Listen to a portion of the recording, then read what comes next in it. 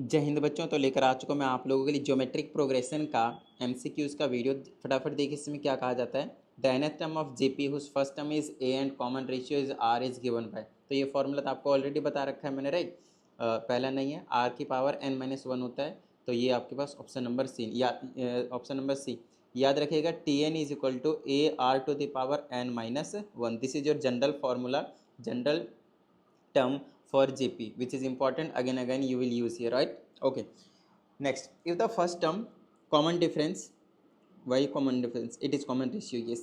And the last term of a GP are like this something, then nth term of from the end of the GP is given. Again it is important. Let's say L is your last term, R is your common ratio, and N is the number of terms. If these three things are given, then nth term from last is given by L upon R to the power n-1. Remember it, L upon R to the power n-1. Now you can match the answer. You will see that it is not, because R to the power n-1 is in must be in denominator. What do you say about option number B? You think, sir, it is n-1 and it is 1 minus r. It's 1 minus n. It should not be. Okay, but it is. So let me tell you why it should not be. Okay, and it of course not. So let me tell you why. If you send this denominator in the numerator, what will happen? The sign of its power will change. So it will be minus n minus 1. Okay, minus n bracket n minus 1. So it will be now r. If I multiply by this negative sign, it will be positive 1 and then negative n. So you can easily say that formula for nth term is L to the power r 1 minus n. Okay, done. Important one. You will use this formula. Okay. Okay, next. The product of n terms of a GP with first term a and common ratio r when r is equal to a is, or r is equal to 1 is. देखिए, it is very easy question. Let's say there is a GP whose ratio, common ratio is 1. Common ratio is 1 means each term should be 1. Tell me why. Should be same, not 1. So let's say if I take 5, then another term again 5, another term again 5, another term again. So a ratio is nothing but a2 upon a1. So until a1 and a2 will not be equal, then how will you get 1? Actually, na? So 5 upon 5, you will get 1. So ratio is 1. Common ratio is 1, right?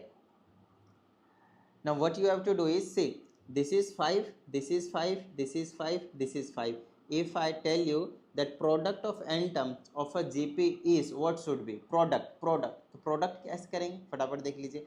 5 multiply 5 multiply 5 multiply 5 multiply. तो ये क्या हो जाएगा आपके पास? क्या हो जाएगा? a to the power n हो जाएगा. कैसे पता चला? क्योंकि a जितना है उतना ही बार आप मल्टीप्लाई कर रहे हैं, है ना. कितने टाइम्स? तो n तक. तो a की पावर क्या हो जाएगी आपके पास? n. Option number D. तो चीज़ों का समझना है कि किस तरीके से काम हो रहा है. ठीक है, चलिए आगे की बात कर लेते हैं हम यहाँ पे फटाफट. नेक्स्ट है sum of n terms of GP with first term. यहाँ पे आपके पास सम का फॉर्मूला पूछा है when r is equal to 1. तो वो होता है n टाइम्स a. देखिए मान लेते हैं 2 है, फिर 2 है, फिर 2 है, इसका सम करना है. तो कितने बार सम करोगे? जितना बार दिया होगा उतने से मल्टीप्लाई कर दो. मान लो 4 बार दिया तो सम करने पे तो 8 आएगा, लेकिन ये जरूरी थोड़ी है. कितने बार है? 1 2 3 4. तो 4 से मल्टीप्लाई कर दीजिए फर्स्ट टर्म को 2 को, तब भी 8 आ जाएगा. तो जितने बार है उसको हमने n बोला और फर्स्ट टर्म क्या है? a है, तो n टाइम्स a. ठीक है ना. ये सब आपसे सिर्फ और सिर्फ फॉर्मूला ही अभी पूछ रहा है और कुछ नहीं. ठीक है, चलिए अगला आपके पास the sum of n terms of a GP with first term a and common ratio r और r इज ग्रेटर देन 1. तो ग्रेटर देन 1 के लिए क्या था आपके पास? ग्रेटर देन 1 के लिए आपके पास था r-1, जिसमें आ रहा था ये वाला ऑप्शन नंबर सी, याद कीजिए. और लेस देन 1 के लिए इसी को आगे पीछे कर दीजिए, a bracket 1 minus r to the power n और 1 माइनस r. आई ना बात समझ में? ठीक है, देखिए ये अच्छा दूसरे वाले में ये भी पूछ लिया है, तो ये वाला ऑप्शन नंबर डी आपके पास करेक्ट हो जाएगा. ठीक है, next the general term of this GP. आपसे इसमें क्वेश्चन नंबर 7 में जनरल टर्म पूछा है. जनरल टर्म का फॉर्मूला याद कीजिए, T n is equal to a r to the power n-1. ठीक है, ए कितना आपके पास? 1/4 मल्टीप्लाई आर कितना है? तो आर निकाल लेंगे भाई, 1/2 हो गया a2 की वैल्यू, a2/a1 होता है, और 1/4 हो गया आपके पास a1 की वैल्यू. -1/2 एज इट इज छोड़ेंगे, इसको रेसिप्रोकल करेंगे तो हो जाएगा 4/1, इससे इसको कैंसिल करेंगे तो 2, तो आ गया आपके पास -2। तो -2 की पावर कितना करेंगे n-1, n-1। तो अब चेक कर लीजिए कौन सा आंसर आपके पास जो है वो करेक्ट होने वाला है। हाँ, टिडिंग टिडिंग। ओके, थोड़ा सा इसको उन्होंने अलग तरीके से लिखा हुआ है, कोई दिक्कत वाली बात नहीं, मैं आपको समझाता हूँ कैसे लिखेंगे। इस 1/4 को एज इट इज छोड़िए, ठीक है, मल्टीप्लाई, इस -2 को आप ऐसे तोड़ दीजिए, -1 × 2, the same thing is there. और पावर में अगर n-1 है तो ये जो पावर वाला चीज़ें हैं वो दोनों में चला जाएगा, तो -1 की पावर भी n-1 हो जाएगा और 2 की पावर भी n-1 हो जाएगा। और आगे अब चेक कर लेते हैं क्या आ जाएगा। ये जो 4 है, 4, इस 4 को आप क्या लिख सकते हो, 1/2 की पावर 2, ठीक है, 2 की पावर 2। तो ये हो जाएगा कुछ इस तरह से। अब देखिए ये इसका और इसका बेस सेम है तो और डिवाइड में तो पावर माइनस हो जाएगा, तो ये हो जाएगा -1 की पावर n-1। ये जो 2 है तो 2 का एग्जिट छोड़ेंगे बेस को और पावर माइनस कर देंगे तो n-1 में माइनस हो जाएगा 2, क्योंकि इसका पावर 2 था, तो ये बन लेगा -1 to the power n-1 to the power n-3 हो जाएगा। आई ना बात समझ में, लो गई। तो ये कहीं ना कहीं ऑप्शन में आपको जरूर देखने को मिलेगा, -1 की पावर n-1, उसके बाद 2 की पावर n-3, ये पहला वाला ये लो, मैं इधर उधर ढूंढ रहा हूँ, फर्स्ट में, ठीक है। चलिए आगे की बात कर लेते हैं। बेसिक क्वेश्चंस पूछ रहे हैं अभी तो फिलहाल आपसे। इसमें कहा जाता है 12th term of this GP is, 12th term मतलब टर्म नंबर 12 पूछा गया है। तो टर्म नंबर 12 को कैसे, इसमें भी एक जनरल फार्मूला आप लिख सकते हैं, कैसे, इस तरह देखिए, TN का फार्मूला पहले लिखिए, उसका क्या होता है AR की पावर n-1। ध्यान समझिएगा, अगर टर्म नंबर 1 निकालना है तो सीधा A आ जाएगा, क्योंकि 1 - 1 0, R की पावर 0 इज 1। अच्छा, टर्म नंबर 2 निकालेंगे तो क्या हो जाएगा आपके पास, n की जगह 2, तो ये हो जाएगा AR। टर्म नंबर 3 निकालेंगे तो क्या हो जाएगा AR की स्क्वायर। टर्म नंबर 4 निकालेंगे क्या होगा AR की पावर क्यूब। क्या हो रहा है, पावर में एक कम हो रहा है, बाकी सारी चीज़ें ऐसे रह रही है। तो टर्म नंबर 12 निकालेंगे तो क्या होगा AR की पावर 11। आई ना बात समझ में। अब देखते हैं आगे क्या बोला गया है। कुछ नहीं, ए आपको पता ही है पहले से ही 2 है, ठीक है ना, और इंटू में आर भी पता है कितना, दिस अपॉन दिस, तो 4/2 इज 2, 2 टू द पावर 11, तो आंसर आ जाएगा 2 की पावर 12, ठीक है ना। अब कौन सा ऑप्शन है खोलना पड़ेगा। देखिए 2 की पावर 10 मुझे याद है कितना होता था, 1024 होता था। तो एक बार और डबल करेंगे, एक बार और डबल करेंगे तो इसका हो जाएगा 2048, ठीक है। तो और डबल करेंगे तो आ जाएगा 4096, तो ये आपका ऑप्शन सी हो जाएगा, ठीक है। चलिए आगे की बात कर लेते हैं। विच term of the GP is this, कौन सा टर्म होगा, मतलब एन की वैल्यू पूछा गया है आपसे, कोई दिक्कत वाली बात नहीं है। आप टी एन का फॉर्मूला लगाएं, T n is equal to AR to the power n-1। General term दिया है आपके पास 729 टाइम्स √3। ए की वैल्यू देख लीजिए कितना है, √3 है। आर की वैल्यू निकाल लीजिए, दिस डिवाइडेड बाय दिस करेंगे तो आ जाएगा √3 से √3 कट जाएगा, 3 बचेगा, 3 की पावर n-1। ओके, इस √3 को इधर भेज दीजिए तो कैंसिल हो जाएगा, इधर बचा 729, राइट, और इधर बचा 3 की पावर n-1। इसको आप क्या करेंगे, इसको आप ऐसे लिख दीजिए, 3 की पावर 3 जो होता है वो 27, 4 होता है 81, 5 होता है 243, 6 होता है 729, ठीक है। तो 3 की पावर 6 लिख दीजिए इज इक्वल टू 3 की पावर n-1। देखिए बेस सेम होता है, पावर इक्वल होते हैं, तो ऐसे करके आप यहाँ से -1 इधर भेजिए तो n की वैल्यू कितनी आ जाएगा आपके पास 7, ठीक है। तो 7th टर्म आ जाएगा आपके पास answer.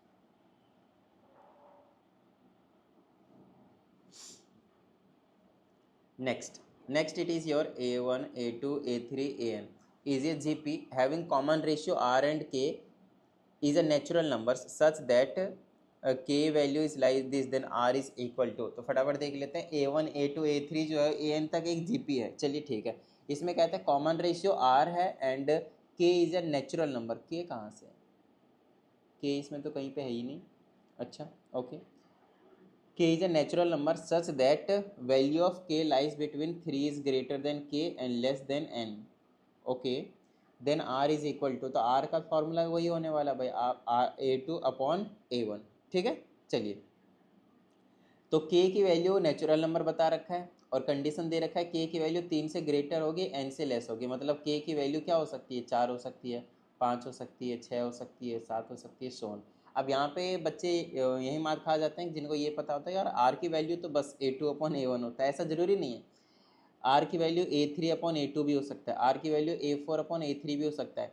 Any term divided by previous term, खत्म बात, ऐसे याद रखना है। तो आर का अगर मैं जनरल फॉर्मूला बोलूँ तो ए एन होता है और डिवाइडेड बाय में ए एन माइनस वन होता है, ऐसे समझना है। तो मान लेते हैं के की वैल्यू, ये तो पॉसिबल नहीं, बताइए क्यों? क्योंकि के की वैल्यू 2 लेना पड़ेगा तब जाकर नीचे 1 आएगा, के की वैल्यू ग्रेटर देन 3 है, ये तो वैसे नहीं होता। के की वैल्यू अगर मैं कितना ले लेता हूँ, जितना भी लिया है n-3, ये भी नहीं हो सकता, तो यही होना पड़ेगा। इसको कैसे पता चलेगा? k-1, k-1 कुछ भी हो सकता है, उससे कम वाली टर्म ये है नहीं, देख लीजिए k-2 है तो एक कम है, तो ये वाला बेस्ट है, यही वाला सही है, ठीक है ना। ऊपर जितना टर्म है k-1 था, नीचे k-2 कर दे, एक और कम हो गया, तो नीचे वाला हो जाए, मतलब ये वाला ऑप्शन हो जाए, ठीक है। चलिए नेक्स्ट की बात कर लेते हैं हम यहाँ पे। The common ratio of the GP this is, which is very easy. R निकाल दीजिए A2/A1, A2 कितना आपके पास 1/2, ठीक है, और A1 कितना है आपके पास -3/2, रेसिप्रोकल कर दीजिए 1/2 एज इट इज, 4/-3, 2 से 2 कैंसिल, 2 2/-2/3 लिख दीजिए, -2/3। चलिए नेक्स्ट की बात कर लेते हैं हम। फिर से बोला है कॉमन रेशियो पूछा है इसका, तो सेम वही ए एक्स को आप डिवाइड कर दीजिए किससे, 1 में a³ x³ से, तो ये जो a³ x³ है रेसिप्रोकल होकर ऊपर चला जाएगा, तो a³ x³, तो इससे मल्टीप्लाई करेंगे a⁴ और x⁴, a⁴ और x⁴, ठीक है, वेरी बेसिक क्वेश्चन। चलिए नेक्स्ट की बात करते हैं। फिर से कॉमन रेशियो पूछा है, तो 0.015 डिवाइडेड बाई 0.15, ठीक है, ऊपर से डेसिमल हटाएंगे तो नीचे 1000 आएगा, नीचे डेसिमल हटाएंगे तो ऊपर 100 जाएगा, 2 कैंसिल, ऊपर बचा 15, नीचे बोला 150, इसको काट देंगे 1, नीचे 10, तो 1/10, 1/10 मतलब 0.1, तो ऑप्शन नंबर ए, ठीक है ना, बेसिक क्वेश्चन। चलिए हमसे 8th टर्म पूछा है, तो आपको पता है 8 टर्म नंबर 8 को लिख सकता हूँ AR⁴, ए कितना है 1 है, आर कितना है दिस डिवाइडेड बाई दिस, तो 3 है, 3⁴ कितना होता है 729, नहीं 729 को और मल्टीप्लाई कर दीजिए कितने से 3 से, तो मेरे हिसाब से ये आ जाएगा 2187, मल्टीप्लाई कर लेता हूँ, 9 27 के साथ बच गए 2, 2 6 और 2 8 और 7 21, बिल्कुल सही। चलिए आगे की बात कर लेते हैं। नेक्स्ट आपके पास nth टर्म पूछा, nth टर्म का क्या मतलब है भाई, nth टर्म मतलब जनरल टर्म, तो Tn is equal to AR⁴n-1, n की जगह n रखना है, a की जगह x का क्यूब रख दीजिए, r की जगह दिस डिवाइडेड बाय दिस करेंगे तो x² बचेगा, x² तो ये बन जाएगा x का क्यूब, और इंटू में x की पावर क्या हो जाएगा 2n-2, बेस से में पावर ऐड हो जाएगा तो x की पावर हो जाएगा 3 + 2n-2, ये हो जाएगा x की पावर, 3 में से 2 जाएगा तो 1 बचेगा, तो 2n + 1, x की पावर 2n+1, x की power 2n+1, option number c, ठीक है। चलिए आगे की बात कर लेते हैं हम। बेसिक क्वेश्चन ही पूछा जा रहा है अभी तक भी आप लोगों से। नेक्स्ट है आपके पास द 10th टर्म पूछा आपके पास, फिर से वही करेंगे। 10th टर्म का क्या लिख सकते हैं हम, AR⁴9, a कितना आपके पास 1 है, ठीक है, मल्टीप्लाई आर कितना आपके पास दिस डिवाइडेड दिस करेंगे तो माइनस का ए ही आ जाएगा, तो इसकी पावर 9, क्योंकि ऑड नंबर है तो -a⁴9, option number D. The first term in the common ratio of this GP, first term तो 3 है, तो सब में 3 आपको देखने को मिलेगा, इसको गायब कर दीजिए। नेक्स्ट 3/2 को आप डिवाइड कर दीजिए कितने से, 3 से, 3 के नीचे कुछ नहीं तो 1 ले लीजिए, तो ये आ जाएगा 3/2 मल्टीप्लाई रेसिप्रोकल करेंगे तो 1/3, इससे ये कैंसिल हो जाएगा तो 1/2, 3n 1/2, ऑप्शन नंबर डी, ठीक है ना, A2/A1 कर दिया और कुछ नहीं। हमसे पूछा है which term of this GP is this, मतलब this is your general term, तो यहाँ पे क्या करते हैं Tn का फॉर्मूला लगाते हैं, Tn is equal to AR⁴n-1, n निकालना है हमें, Tn की जगह रख दीजिए 131,072 इज इक्वल टू a की जगह रख दीजिए 2, और r कितना आएगा दिस डिवाइडेड बाय दिस करेंगे तो 4 आएगा, तो रख देंगे हम 4⁴n-1, 2 इधर भेज दीजिए, कितना हो जाएगा, 2 से काट देंगे तो इसको, तो आ जाएगा 6, बचा 1 11 5, फिर से 5, फिर बचा 3, फिर 6 इज इक्वल टू 4 की पावर ये है ना, तो इसको लिख दीजिए 2 की पावर n, ऐसे लिख लेते हैं 2 की पावर 2 लिखेंगे पहले तो हम, फिर हमारे पास है n-1, टिडिंग टिडिंग 2 की पावर 4 को लिखा 2 की पावर 2 और फिर है n-1, तो इसको मल्टीप्लाई करेंगे 2 की पावर 2n-2, और इधर बच जाएगा 6 5 5 3 6, ठीक है। चलिए अब इसको भी आपको पावर के फॉर्म में ही लिखना पड़ेगा और कोई ऑप्शन नहीं है, चलिए ट्राई करते हैं। मेरे हिसाब से ये तो बड़ा ही टेढ़ा हो जाएगा, 4 से डायरेक्ट कटता जाएगा, 4 के फॉर्म में लिख लेंगे, कोई दिक्कत नहीं, और इजी पड़ जाएगा, 6 5 5 3 6, 4 से कैंसिल करना शुरू करता हूँ मैं सीधा, ठीक है ना, 4 एकम 4, 2 बचा, 4 छक 24, 1 बचा, 4 तिया 12, तीन बचा 33, चरी अठी 32, चार चौके 16, फिर से 4 से कैंसिल करता हूँ, 4 चौके 16, फिर जीरो लेना पड़ेगा, 4 में 36, 4 छक 24, फिर से 4 से करूँगा मैं, 4 एकम 4, जीरो, 4 दूनी 8, 4 चौके 16, फिर से 4 से करूँगा मैं, 4 दूनी 8, 2, 4 पचे 20, 2 4 छक 24, फिर से 4 से करूँगा मैं, 4 छक 24, एक बचा 4 चौके 16, फिर 4 से करूँगा मैं इसको 16 बार में, 4 से करूँगा 4 बार में, 4 से करूँगा एक बार में। देखिए 4 से ही सही जा रहा है, तो हमें आगे करने की कोई ज़रूरत नहीं है, ठीक है ना। इसको मैं सीधा 4 लिख सकता हूँ ऐसे करके। देखिए मैं बताता हूँ अभी आप लोगों को। देखिए हमने इसको क्या किया था, इस 2 से हमने इसको डिवाइड करा नहीं हाँ करा, तो ये चीज़ आ गई, इसको इधर भेज कर दिया, ठीक है। यहाँ पे क्या बचा 4 की पावर n-1, क्योंकि इधर बेस रहेगा 4, तो इधर भी हम 4 का ही बेस ले लेंगे, क्योंकि हो रहा है 1 2 3 4 5 6 7 8, तो इसको मैं लिख लेता हूँ 4 की पावर 8 इज इक्वल टू 4 की पावर n-1। अब देखिए बेस से में तो पावर को इक्वल रख लेंगे, तो 8 इज इक्वल टू n-1, -1 इधर चला जाएगा, तो n की वैल्यू कितनी आ जाएगी 9। कहाँ है भाई, कहीं ऑप्शन में है भी, बिल्कुल भाई मिलना पड़ेगा इसको। चलिए ये रहा आपके पास 9 स्टार, ठीक है ना। तो मेन चीज़ आपको अगर कॉन्सेप्ट मालूम रहता है तो आप मतलब क्वेश्चन में ज़्यादा कुछ टेंशन नहीं लेते हैं, आपका मतलब कॉन्सेप्ट जो क्लियर हो जाता है, राइट। चलिए आगे की बात कर लेते हैं हम। कहा जाता है इसमें if the fifth term of GP is 2, fifth term मतलब T5 कितना है 2, then the product of its first 9 terms is. Product बोला है 9 टर्म्स का, तो पहले आप जीपी निकाल ले भाई। फिफ्थ टर्म बोला है, फिफ्थ टर्म बोला है, अरे और भी तो कुछ दो भाई। Product of its first 9 terms, अच्छा जी, तो हमें फिर पता कैसे चलेगा। चलिए T5 को क्या लिख सकते हैं हम, AR की पावर 4 इज इक्वल टू 2, ठीक है।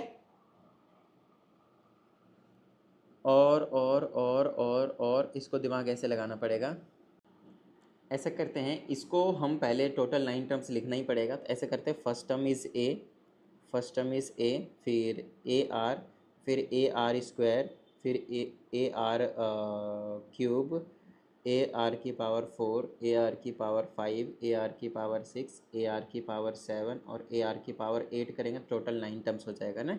1 2 3 4 5 6 7 8 9, 9 टर्म्स हो गए। अब इनका हमसे बोला है प्रोडक्ट, प्रोडक्ट का मतलब मल्टीप्लाई है, इनके बीच में क्या है आपके पास, मल्टीप्लाई। चलिए अब देख लेते हैं ये कितना आ रहा है, उसके अकॉर्डिंगली इस इन्फॉर्मेशन से शायद निकल जाएगा, ठीक है ना। देखिए बेस अगर ए का सेम है और 9 है टोटल, तो ए की पावर 9 हो जाएगी। चलिए आर की पावर देखते हैं, बेस सेम है तो आर की पावर प्लस हो जाएंगे, +1, 1 + 3, 3 3 6, 4 10, 5 15, 6 21, 7 28 एंड 8 36। ये इसकी वैल्यू हमें चाहिए, ए की पावर 9 और आर की पावर 36।